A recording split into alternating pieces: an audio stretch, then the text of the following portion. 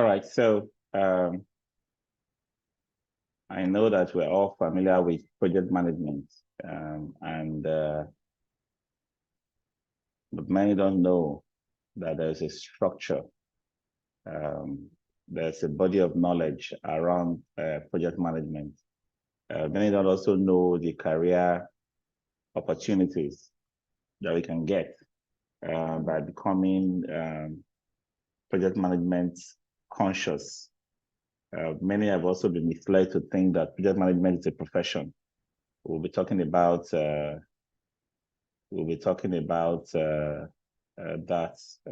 all of that today, so that we'll just give ourselves that edge in whatever profession we have chosen, especially in facility management, to make project management a part of the toolkit, the set of tools we have for success.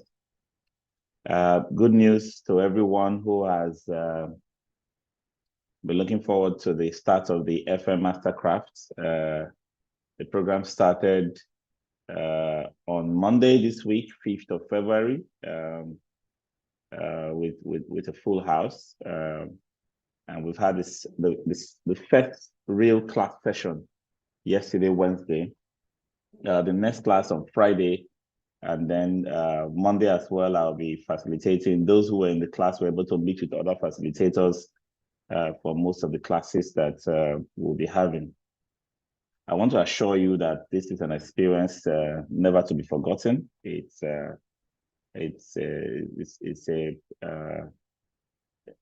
change, a drastic, phenomenal change that it will bring to your career and prospects for growth professionally. If you have been considering the FM Mastercraft diploma and you're still sitting on the fence, 2024, don't allow the train that's just leaving the train station leave you behind. I still advise that you consider taking it and joining. Some of you may also have a little bit of a struggle with the financial implications of being in the class. So my advice to you would be start making your installment payments now against the May class, because May is just 3 months away. We just have March and April between now and May. So there's really no time to whine about not being able to meet the January class. Start paying towards the May class and you'll be on for that. We're also planning to have a session, a live session for for everyone, a free session for everyone before the end of April, in the month of April. That will also give everybody a piece. We've been doing this from year to year, the Giving Back series. 2024 will not be an exception. We also plan to have at least 2 or maybe even 3 of these Giving Back series sessions this year as well. I need to also remind you that our facility management courses.com.ng portal contains more than 100 courses that you can take at your leisure. We will be making a formal launch of that by next week or sometime before the end of this month of February. So everyone can go on there for small amounts, take a course. For example, the project management 7th edition that we are going to be running you through, some sort of a primer in today's session is going to be available on that portal for you to go through the details, walk yourself through the assessments, the quizzes in it, and be able to earn a certificate in project management from Max-Migold. Beautiful certificates, by the way, from Max-Migold that will also show that you have acquired something valuable and tangible. The way all our courses are structured is such that you can enroll, even if you pay for it or you come for a free training, you need to be able to prove that you have acquired the knowledge. You will be able to prove that you've acquired the skill to be able to earn the certificate. So whether you are doing it in a virtual session like the FM Mastercraft diploma, or you are going to get a training from our online portal, you will have the same quality, the same level of impacts on your career. So I'm looking forward to more people coming to take online courses. And before the year runs out too, we're going to have series of self-study packages for the FM diploma. People can actually work and earn the FM diploma very soon without coming to class. All you need to do is take the course, do the assessments and the quizzes, pass the exam, do the project and submit, and earn the FM diploma. Because we have videos of all the sessions also available to make this easy for you. So that's a good thing that we have put in place. Look forward to greater things coming from Max-Migold. Don't forget to go to our website, facilitymanagementcourses.com. We have a series of courses for experienced people, short courses for refresher, 2 days courses, 3 days courses, even 1-day workshops on our website, facilitymanagementcourses.com. Book for training for your teams, your cleaning crews, your maintenance crews, your facilities teams, receptionists, your support teams. Book for training so that they can all get that upgrade that results in uplifting productivity. We also provide corporate training. We can come train the entire workforce in your organization on workplace productivity, leadership skills, customer service skills, human resource skills, procurement. Just name the lots. We can bring those training to you and have impactful sessions directly, being driven by myself, one of the foremost International Facility Management Association qualified trainers in the world, as well as other internationally credentialed faculty members from the Max-Migold faculty. Come to your organization, train your people, certify everybody, and you begin to see productivity results from such training. And by the way, we can take those trainings to anywhere in the country. So be you in Abuja, Kaduna, Port Harcourt, Calabar, Owerri, Enugu, Ibadan, Ogbomoso, wherever you are.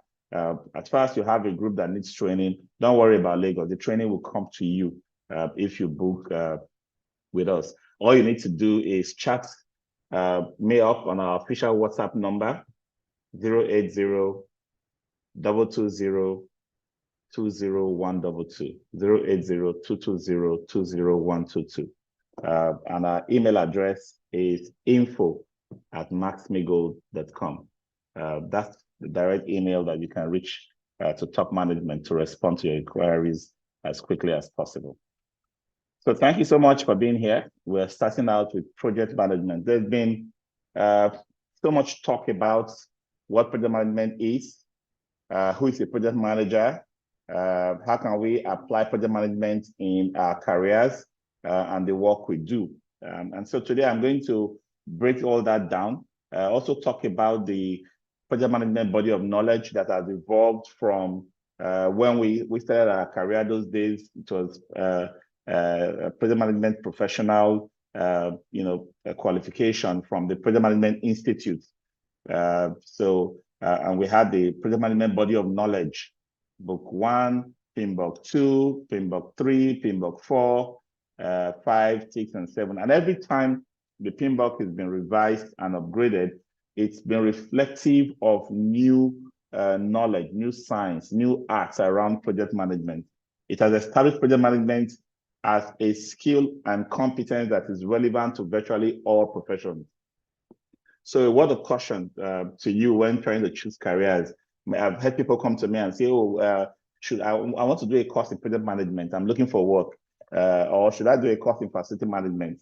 I said, no. That's not how to think about it. Project management is a skill or competence you need to execute facility management. So you can't go and do a course in project management and start looking for work. No, forget it. You will never get a job because you have not earned yourself domain knowledge or expertise in a profession. Project management is not a profession. If you're an engineer, any class of engineering, you need project management skill and competence.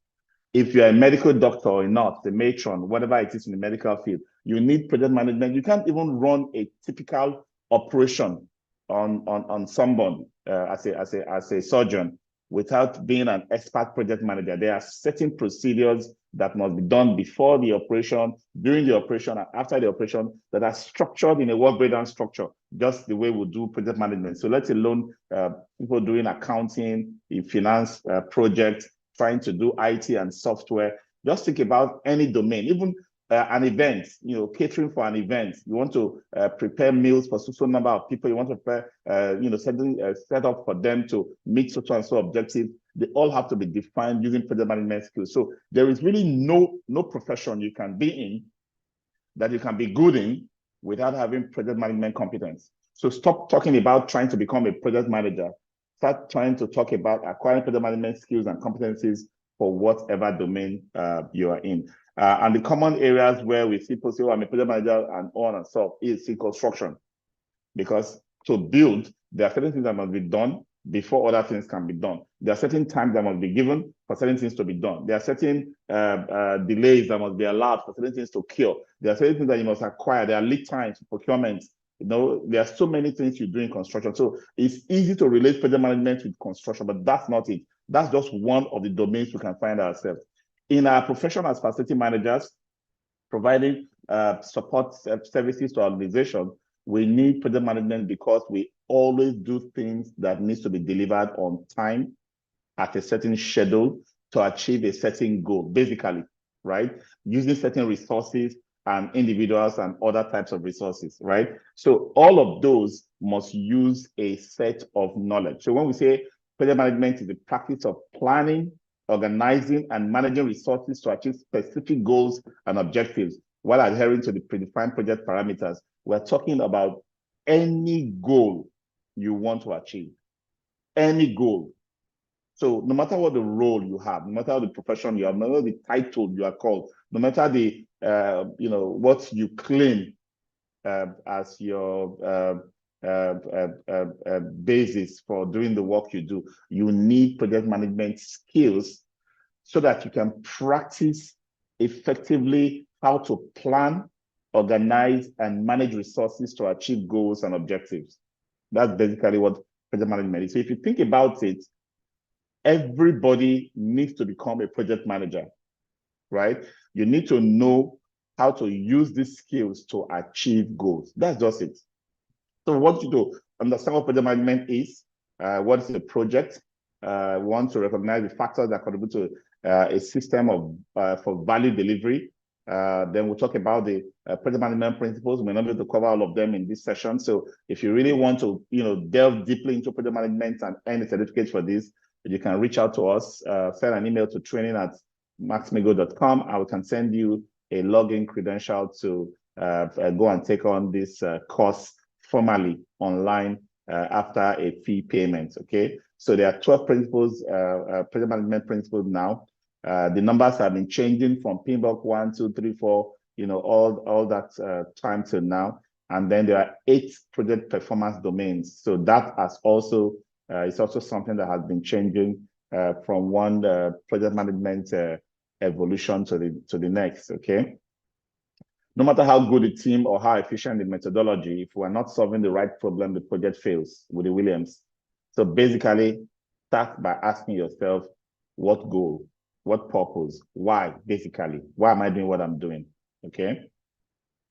As markets and customer needs continue to evolve, organizations must regularly innovate and adapt to remain competitive. The way evolution is going in the business world is such that if you are still doing things the way you were doing it last year, today, you did not move from last year into this year. You are still in last year.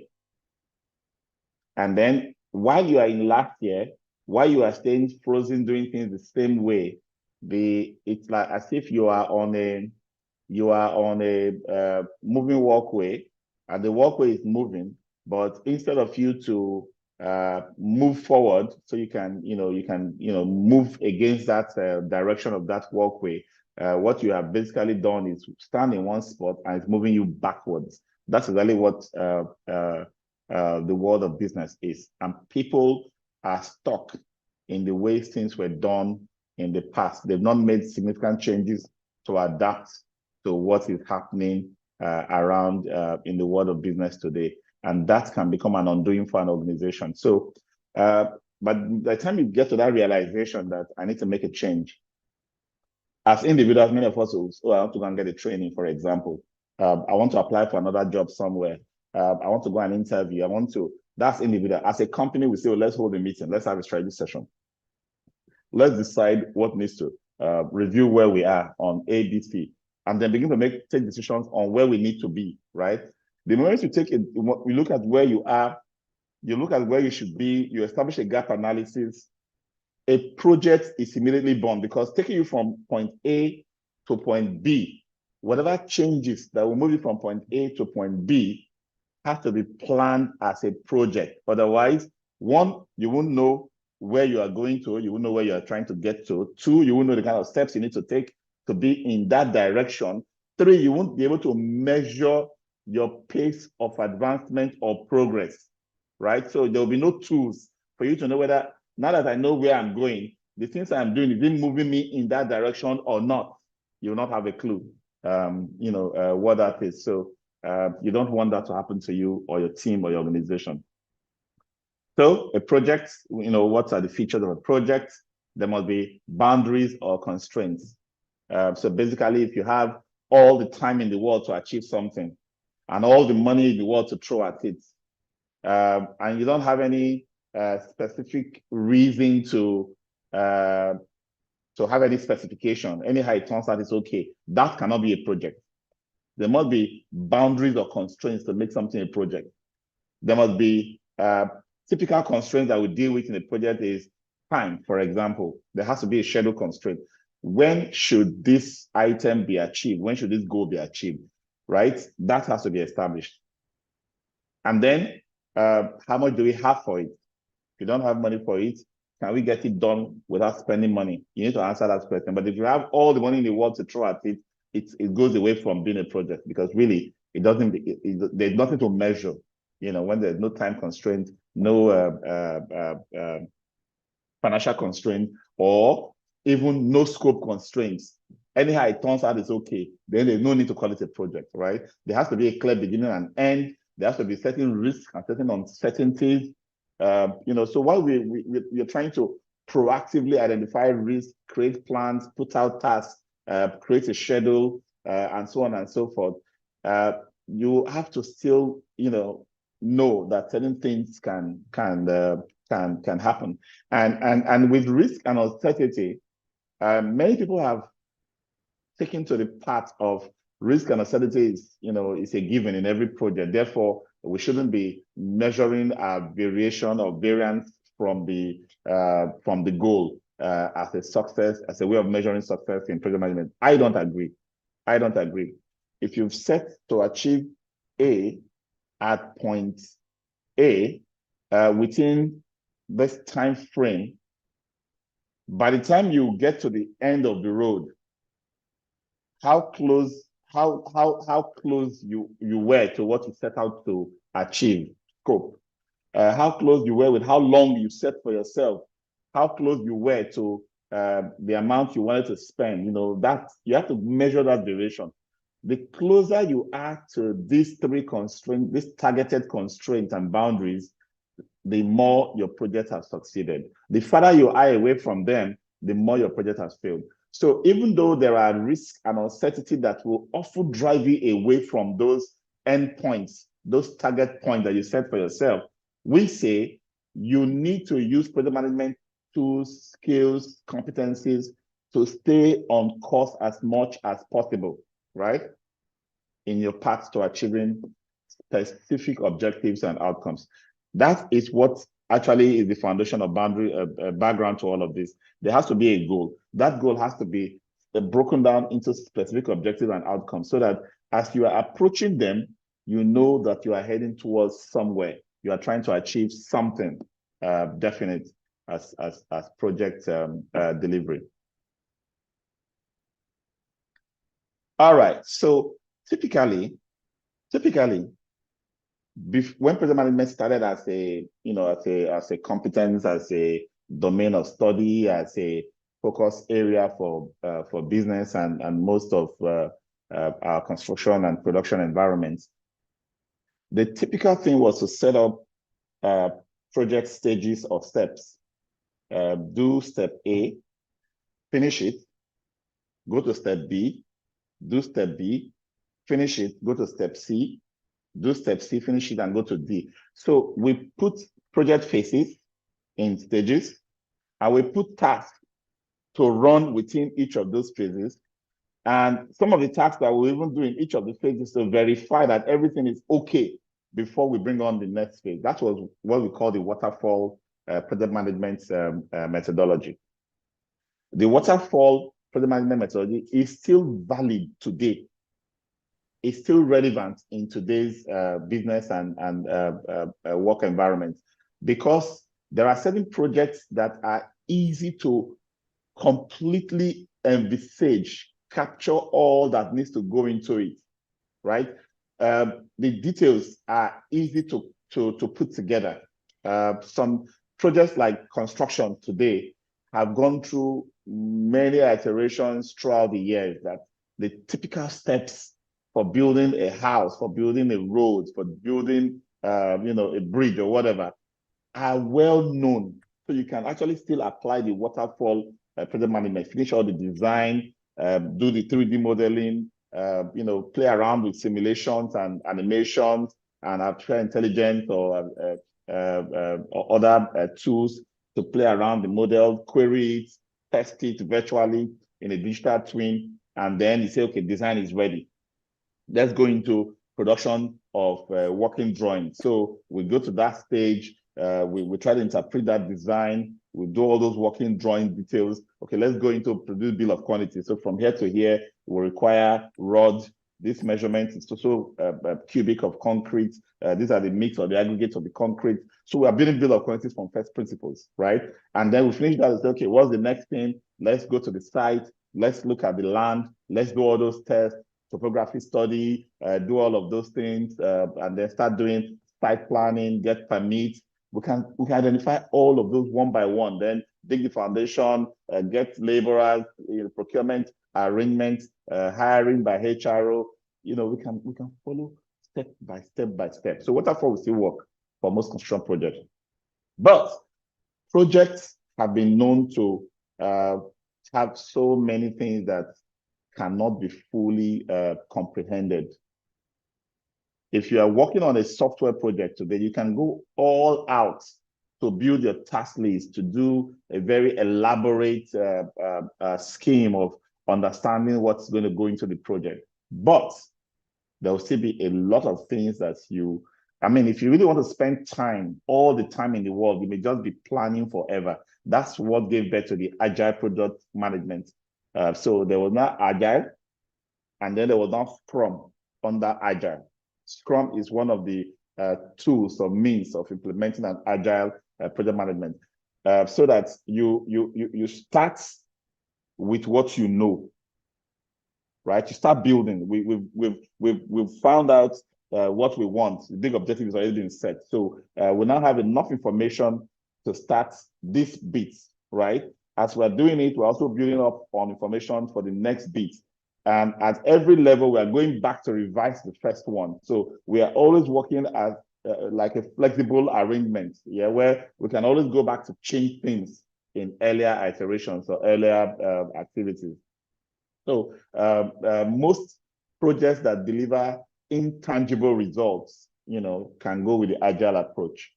Projects that deliver merger and acquisition, projects that deliver IT or software projects, projects that deliver FM outputs like facility condition assessment and some of those things that we do in facilities, definitely will be able to benefit from Agile.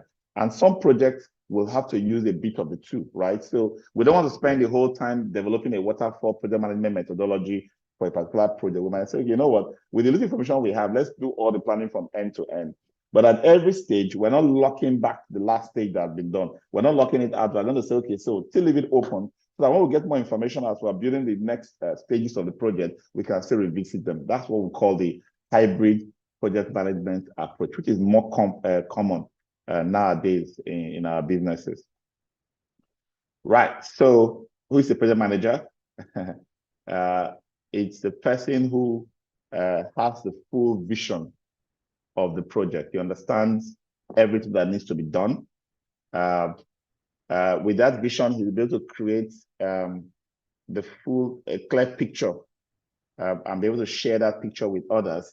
He's able to come up with what scope of activities will help to achieve that particular goal or results that we're striving for. And he's also able to create the budget and the schedule. So it's like an orchestra director who sees, who hears a whole team of musicians playing in all different tunes, and is able to, even while the audience are hearing a single song, he's the one that defined what the audience should hear. But to create that sound, that one sound that the audience should hear, he has broken down into different instruments, the paces, the pitches, the notes that they should all play. As they are playing it, he's not only able to keep focus on what the audience are hearing, he's also able to keep focus on every player playing their different tunes as it blends together to create that one unified music for the audience. That's basically what the project management does. Project manager does. Okay. Project management will help to ensure that businesses run more efficiently and effectively. So this is exactly the main reason why we do project management, to ensure that the business will run efficiently and effectively. Okay, so if we have needs to move from day to day, we will not be based purely on operations. We have to have a lot of projects. So this is what happens. You can go from day 1 to day 2 and continuously do the same thing again and again and again. That's typically operations. Within operations, we have what we call continuous improvement, where we make minor changes on how we do things. We keep doing what we are doing, but we keep improving in one way or the other. That's also within the realm of operation. But at some point, we may realize that we will not get to a certain destination, we will not achieve a certain goal or achieve a certain objective if we don't make a drastic or radical change, right? So if you have that kind of challenge, and you know that you want to make a step improvement, you cannot go linear anymore, right? At some point, you want to make a step progress. You want to step up and then start making continuous improvement again. You now need to stop and do a reevaluation, right? So whether you want to do organizational development, you want to do a business process review or reorganization, you want to do value engineering, whatever brings you to a stop at some point, to plan a shift, a paradigm shift from the direction you are taking currently to another direction to lead you to where you are supposed to be getting to faster, requires you to use project management mindset. Like I said before, the 7th edition is brought a lot of changes. We can all take time to, if you don't have access to the project management body of knowledge, it's a book, quite elaborate in explaining all of the project management tools and processes. You can get one for yourself and read through. And if you want to go past that to become a project management professional, taking a PMP from the Project Management Institute, that would be a good thing to have. Okay, it's very important that everybody, at some stage in your career, as you are making progress to go up, you take up project management as a skill and competence.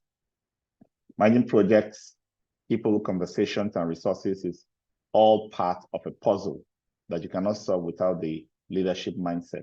Project management is really about managing people, really, because the most complex part of what you need to deliver, what you need to manage, is the humans that you need to work with. Implementing a system for value delivery will help to ensure customer satisfaction, foster loyalty, and drive business growth through meeting and exceeding customer needs. The whole focus of project management is to deliver results. Sometimes we just find that we're in organizations, we have project programs, we have policies we need to implement, we have work we need to do, and we are basically just how would I put it? We're basically just doodling on it. We're really not having firm targets that we're working towards.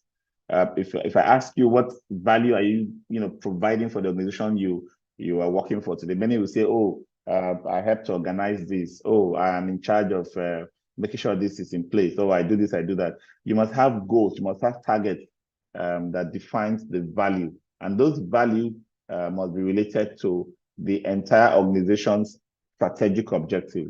Because if you are working at a certain level, mid-level or bottom of the organization, and you're not working to deliver results that will contribute to a strategic organizational goal, then you're not providing value. Okay, so that's something that we call key performance indicators.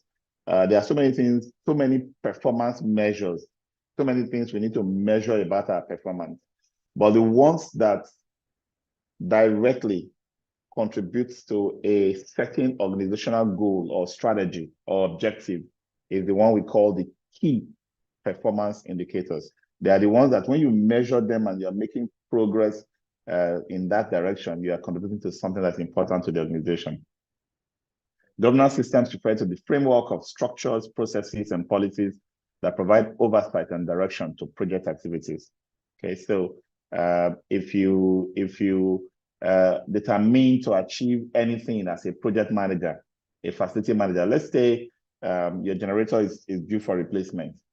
Many of us would just start a procurement process where we put out a bid, define the winning bidder, and tell them, here is your contract, come and deliver generator to us. You see, all of the things that you did, from identifying the need, deciding on what generator specification you are going to go for, the entire bidding process, the entire delivery, installation, and commissioning process needs to be planned out as a project. Those processes that you put in place are now what we call the governance systems. They are the structures, framework of structures, processes, and policies that provide oversight and direction to project activities. The how things will be done, the guides. So the functions that support the product or delivery of a project or the result of a project, oversight and coordination. So that's the first thing. Sometimes we just take it for granted that we share the assignment. People know what they should be doing. And then when you have a meeting, you're trying to take reports, you're trying to look at who did what and what results we are getting. You are beginning to get excuses. It is easy to blame the person who is giving the excuse, but the bigger blame should go to you, the project manager or supervisor, who did not implement an effective oversight and coordination. So whether you're going to have a series of meetings to review tasks and levels of achievement of each of those tasks, whether you're going to have a reporting mechanism, whether you're going to have checklists in place, they all are part of an oversight and coordination effort. All right, so no need to waste our time giving out assignments and assuming that people that have been assigned to perform those tasks know what they are doing and that they will do it. And then you sit back and wait for the day they should have done it for them to tell you they have done it. You might just be surprised, okay? And then when you put out jobs for your team to execute, you need to be able to support the team. You need to be sure that they have the funds, they have internet, they have the tools, they have the training, the skills to do the job, and all that. If you don't provide all of those, you might as well be warming up for failure.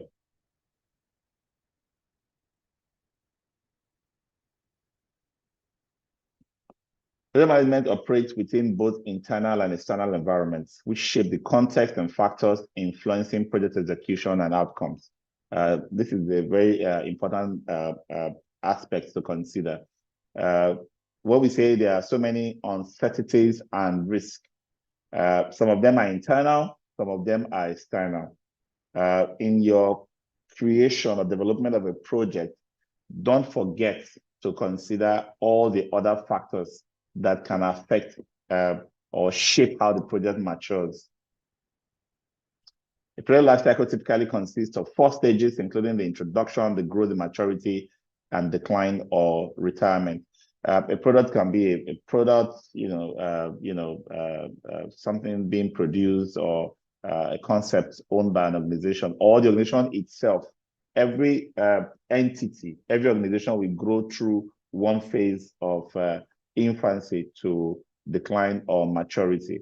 That awareness is also helpful when planning for the kind of tasks that we engage on. Organizations that are new tend to have a lot of, vibrancy. They tend to have a lot of aspirations and a lot of resources throwing at the things that needs to be done, right? Organizations that are winding down, when getting old, people are retiring, buildings are not being refreshed. A lot of decision making becomes slower. There are a lot of structures that are in place that are now like restrictive policies, and you have to live in such an environment. You have to organize what stage your organization is. Cornelius Fisher says the P in project PM is as much about people management as it is about project management. So when we talk about project management, the first thing that comes to mind is, oh, we want to deliver a project, right? But think about people, the P being people, as more important, because you're going to deliver projects for people's use. You're going to use people or work with people to achieve those project objectives. Project management values. Ethics in project management is paramount. It not only ensures that projects are managed with integrity and transparency, but also reinforces trust among team members and stakeholders. This is a very big topic of ethics, with corruption being so rampant in public and private life in most organizations across the world. Being able to act ethically is increasingly a challenge for professionals. Even if you have a moral basis for being ethical, you might face challenges of colleagues or a system that pushes you towards unethical behaviors. So some of the areas you should consider is in working with ethics, responsibility. Do what you've been appointed, you've been assigned, that you are being paid for. Many people don't see getting paid at the end of the month when you didn't do much work, when you didn't achieve your goals throughout the work, as unethical. We just take it for granted that, when the month ends, I get paid. That's how we do it here, right? So even if you didn't contribute, if you didn't do what you promised in your offer letter and your job description, you still feel a sense of entitlement to your wages. That's unethical. Think of it. You're stealing that money because you are getting that in return for something you should have done that you did not do. So that sense of responsibility, it can be elevated to a level of accountability. Accountability now means that you are taking ownership. You're no longer just reporting to someone, that you have done or not done. You are taking ownership, and you're beginning to add creativity, innovation, and a sense of belonging. That you are the owner of that outcome, and you're no longer seeing your bit of work as just one piece in the puzzle. You are seeing the full puzzle, so that you know exactly how your own piece fits in and how every other piece within the team fits in. So that way, if you are doing your job well, you see that there's a missing puzzle in another colleague or team member, you want to provide support. That's exactly how this ethical code works. And I'm not only going to do my bit, I'm going to ensure that no one else messes up the big picture or the full result. I'm going to ensure that if somebody else is struggling, I can provide support, I can steer them right, because I'm not only just trying to do my bit, I'm trying to see the whole system. That's the level of responsibility that brings success in organizations. And then respect. Respect demands that you have a level of understanding of what's going on with everyone around you. Be able to show, not arrogantly or with pride, put people down in the process of trying to deliver, because there's always that weight between focus on getting the job done and focus on the people, right, who you are working with, your team, right? If you focus too much on getting the job done and you don't care about the what we may refer to as the geese that lay the golden eggs, for example, you may end up having working towards the project, getting things done, but you're burning relationships, you're killing friendships, right? And your team cohesion can be destroyed in that process if you're not careful. Also, fairness. It's important to be fair. Make rules and make it general. Enforce it generally. Don't be partial towards one or the other. Don't be how would I put it? Don't have any reason to have different approaches, what we may call double standard within the team that you manage, because that is one very easy way to destroy your team.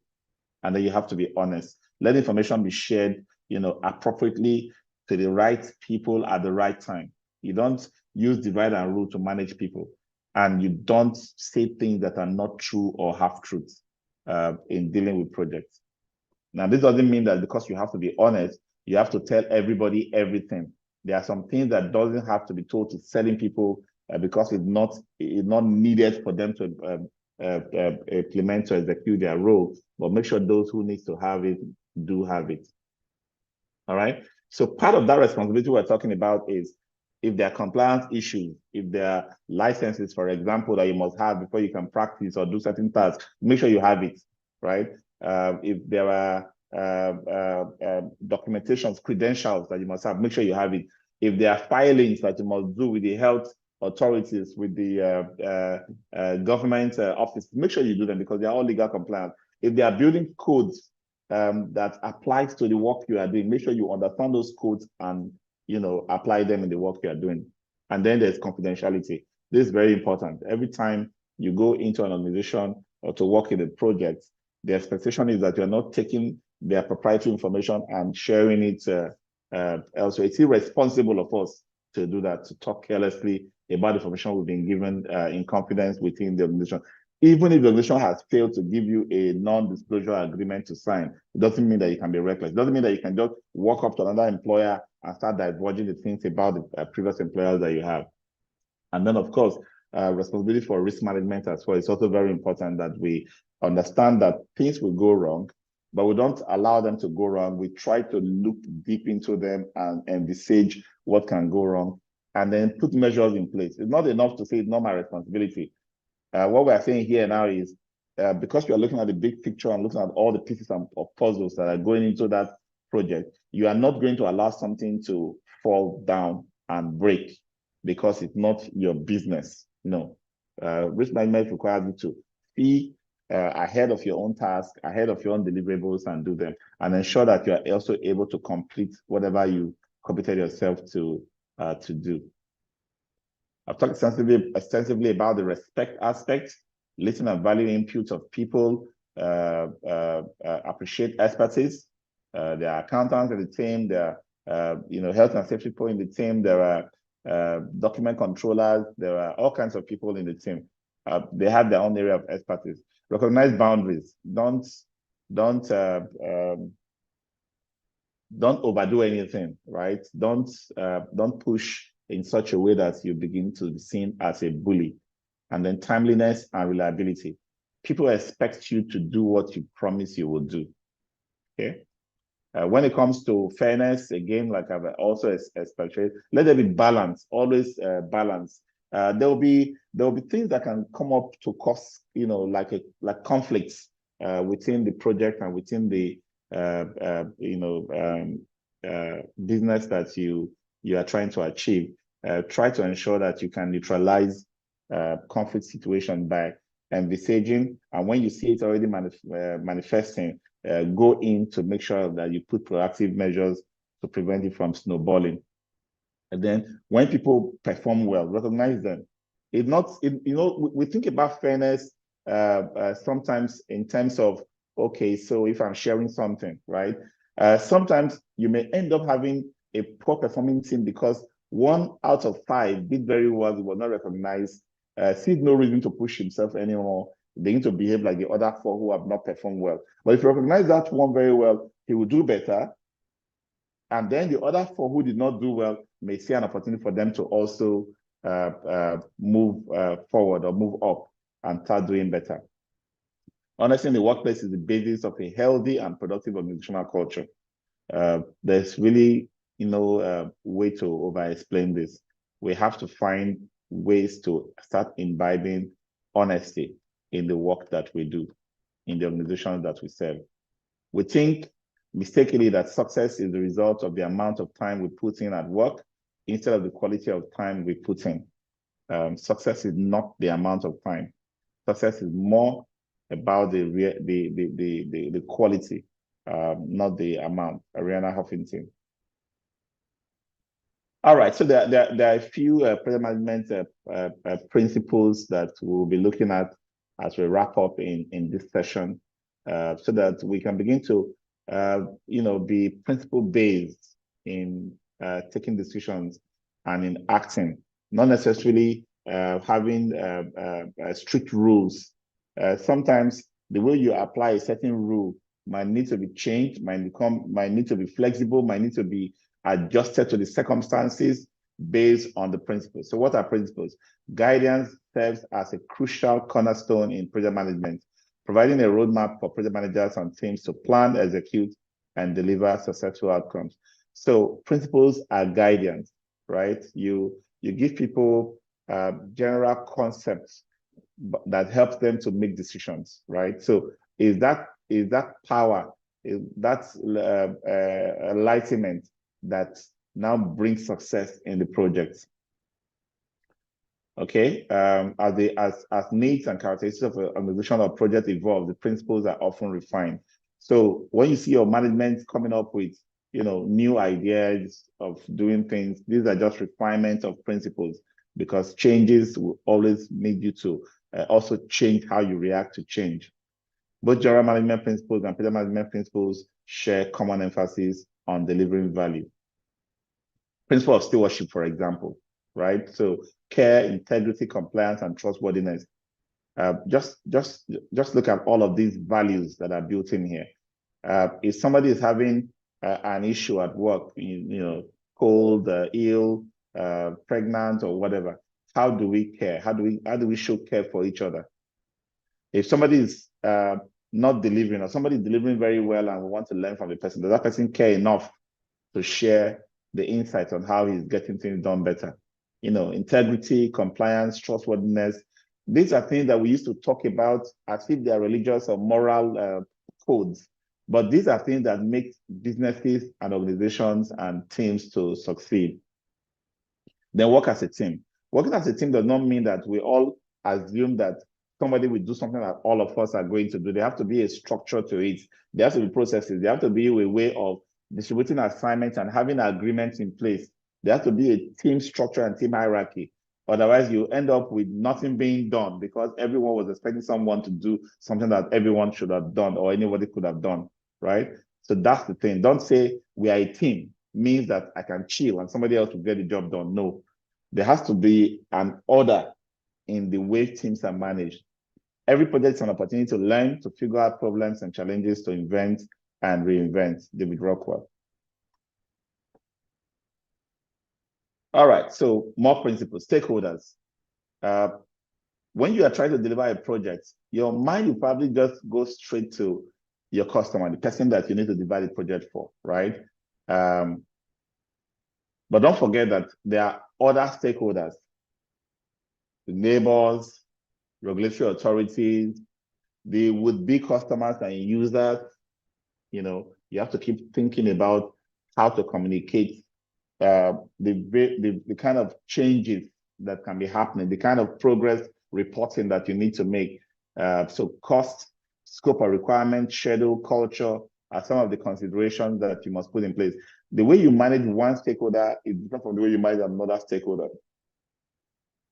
You need to understand what is different between them and apply them. The project team may work alongside the customer to optimize the value and determine what is worth an investment.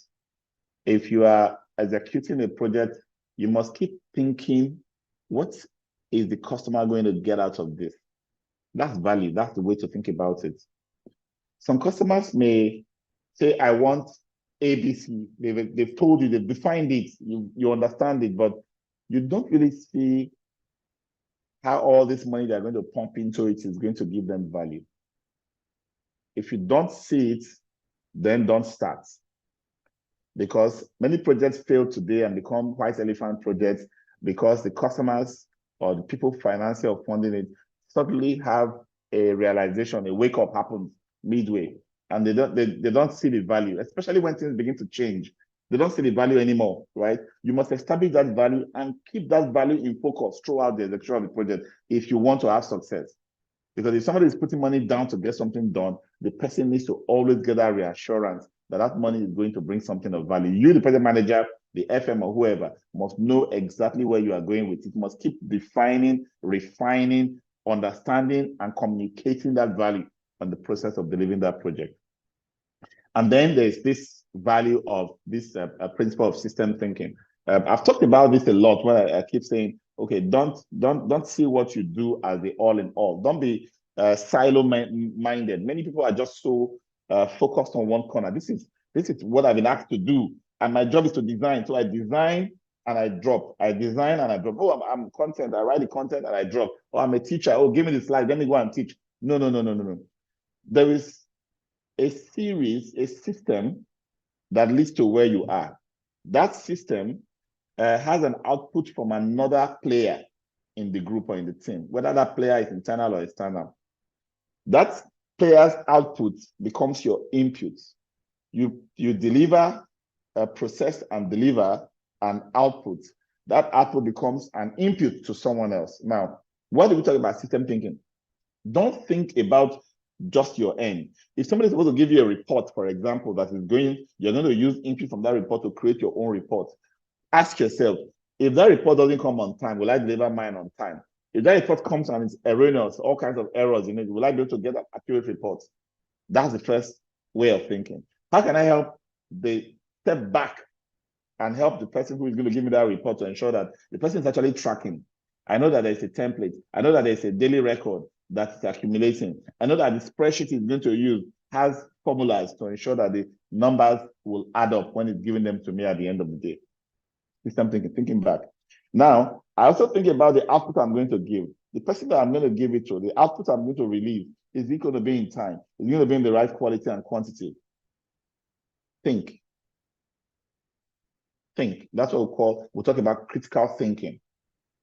Analyzing beyond what's on the surface. You know, and I took a session. If you go back to our YouTube channel and other social media, you will see another session we've had on, you know, problem solving, critical thinking, and how to deal with issues, right? And I've talked again today about how to be proactive in risk identification, how to be empathetic in helping other members of the system. Don't see yourself as, no, it's just me, I've done my part. No. Always see everyone else as part of this. And this all fits into your leadership principle that you need to excel in projects. Aligning the project team around shared objective, effective communication, and active listening. Some of us just feel that to lead, we have to play boss all the time. That's not leadership, that's management. Playing boss, rolling out instructions and rules, giving out templates on how things are to be done, making deadlines, they're all management. But working your way into the minds of people so that they too can see the vision you have. They too can begin to have system thinking and critical thinking. When they meet problem, they want to solve it. That's where leadership comes in. You can sow a seed in the hearts of those you are working with, and that seed germinates into action that you may not be able to stir in terms of, you know, orchestrate on a day-to-day basis. And then there is tailoring. Some people have come from one organization to another organization and say, this is how we do it. No, you don't. They know how you do it. Your success in one organization can become your failure in another organization. So that's why we talk about tailoring, the process of customizing or adapting project management approaches to suit specific requirements of a particular project. So you have to have that flexible mindset. And that mindset can only come if you can spend time to learn. First, learn from those you are coming to work with, from management. Hear the objectives. Understand how it's been accomplished in the past. Understand what constraints they've had in the past. See how this relates to what you already know from where you are coming, right? And then create something that is customized to the organization you are coming to work for. It's very important that you have this mindset. Otherwise, you come in, you know, form the champion, form the expert, and blunder badly. Plans are only good intentions unless they immediately degenerate into hard work. That's Peter Drucker. So more of the principles, we are still on the project management principles, quality. So all of this high-level thinking around customers' expectation, being able to define them using metrics, being able to create a means of measuring how you are delivering relative to what the customer expects, how to make sure that other environmental, social, and governance issues, sustainability considerations are built into your processes, and what you deliver to the customer is all key principles for project management. And then, of course, complexity. There have to be that group understanding of system thinking. Because when there's a group understanding of system thinking, you can all grasp the complex scenarios and circumstances you're going to be in quite easily, because you can bring in different ideas for things that might go wrong in the future. Complexity is not something you balk at. The same thing with risk. They have the potential to significantly impact projects by introducing uncertainties, delays, or cost overruns. You don't just say, well, it's not my fault, it's an act of God, something happened and blah, blah, blah. No. Your job is to be proactive. See how you can look deep enough to capture certain unforeseen, but you can imagine them and put plans in place to mitigate, block them from coming to reality or mitigate their impact when they do.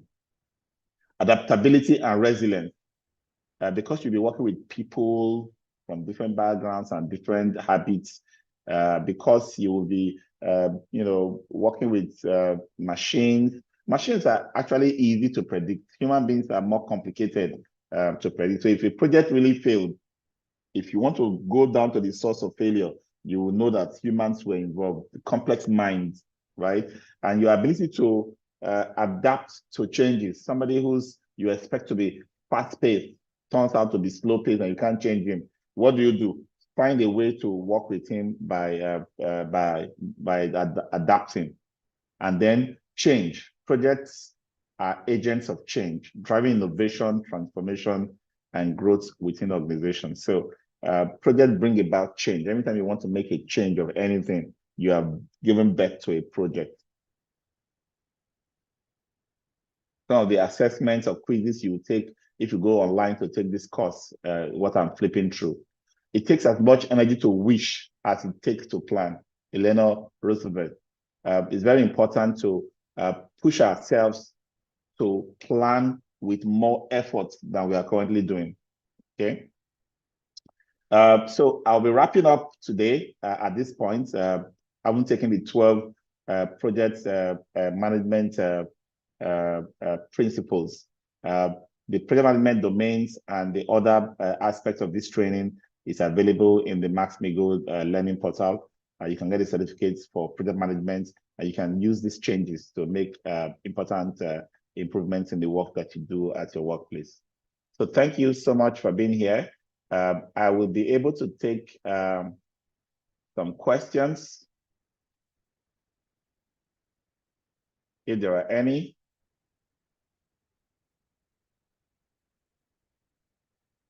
If you do have a question or comment, just raise your hand on this Zoom interface and I'll take it directly. If you are on our YouTube channel and you are with me here live, you can drop your question on the Max-Migold training group, facility management training. If you are not on that group, you can join. So I would ask that the Max-Migold team drop on the chat the facility management WhatsApp group for those who are not on the group to be able to join. And we keep the conversation going. You ask questions in the group, I will definitely make best efforts to respond. I'm very active in that group. And currently, I think we have, let me just check, number of people we have in the group, 563 members of the WhatsApp group, mostly made up of people who are progressive thinking, looking forward to advance their careers in the built environment, and are making strides each day to learn new skills. So that's what we are doing there. So professional engagements, training opportunities, job opportunities we make available for you in the training group. All right. Can someone in Max-Migold team please drop the training group WhatsApp link on the chat right now before I close, so that those who are not in that group can join. Yes, I'm working on it. Please hold on. Thank you.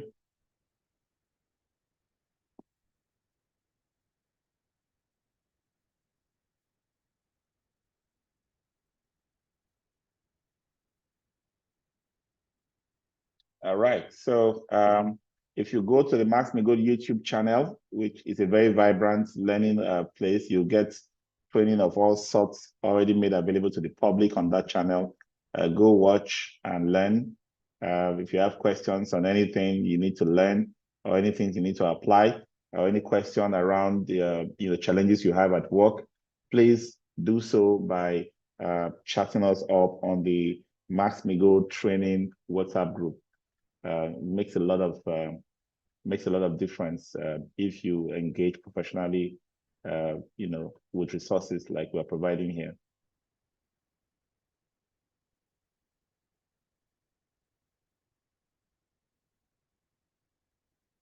All right, I see the chat has the link now.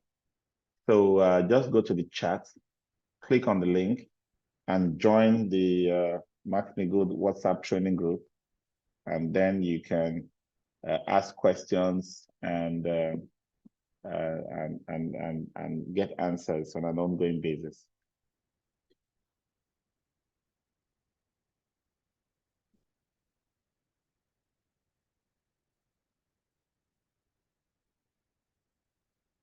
Okay, so every Thursday by 1 o'clock, we are here, okay? So make it a date, a permanent date. Once in a while, I'll be on a foreign trip, training abroad, or other engagements that would make it difficult for me to personally take the topic that we have published. We have, Max-Migold. I have able lieutenants in the Max-Migold team who will come to you live in those moments where my schedule will not allow me, but more than 90% of the time you will meet me here. We'll be publishing the schedule from month to month. So look out for our social media platforms. You'll see the topics for next week and next 2 weeks and next 3 weeks to the end of February, and you can keep a date. Put it in your calendar. Thursday, 1 o'clock, you are here. We are here with you for a new topic. Thank you, and have a good afternoon and good working day. Bye-bye. Thank you, sir. Bye-bye.